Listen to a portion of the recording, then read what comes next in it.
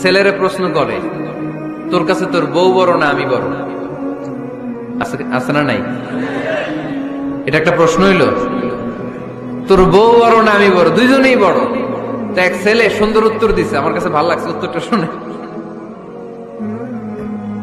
এক মা প্রশ্ন করছে, তোর এতদিন আমি লালন পালন করে বড় করলাম, জীবন যৌবন তোর জন্য শেষ করলাম, আজকে বউ পাইয়া বউ তোর আপন হয়ে গেল। এবার ছেলে উত্তর দিছে, মা আমার মুখ থেকে মা ডাক শোনার জন্য তুমি কি কষ্টটাই না করছো জীবনে। 10 মাস আমারে পেটে ধারণ করলা, খাইতে পারো নাই, বমি করছো, খালি ওষুধ খাইছো, তোমার পেট কেটে আমারে বের করা হয়েছে, 2 বছর আমারে দুধ খাওয়াইছো, পেশাব পায়খানা পরিষ্কার করেছো, বয়স যখন 3-4 তখন তোমার আমি মা ডাকছি। এই মা ডাকটা শোনার জন্য তুমি এত কষ্ট করছো, আর আরেকবারের মাইয়া এই ঘরে আইসাই তোমার মা ডাকা শুরু করছে।